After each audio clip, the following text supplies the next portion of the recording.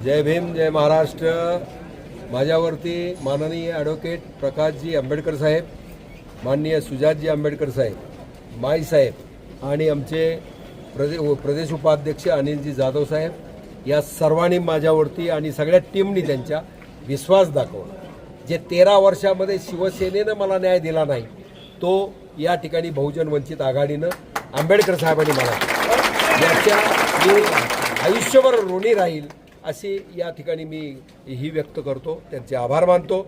या ठिकाणी धाराशिवमध्ये उस्मानाबादला जे नेहमी पारंपरिक जी लढाई चालू आहे, हा नाहीतर तो दीर नाही तर पुतण्या, दीर नाही तर चुलता किंवा बाकीचं वहिनीसाहेब, यामध्ये कुठंतरी छेद देण्यासाठी, या ठिकाणी वंचितांचा आवाज उठवण्यासाठी या ठिकाणी आम्ही रणमैदानामध्ये आलेलो आहोत। मला या उस्मानाबादमध्ये वेगवेगळे मोठे प्रोजेक्ट या ठिकाणी आणायचे आहे। मेडिकल हब झाला पाहिजे।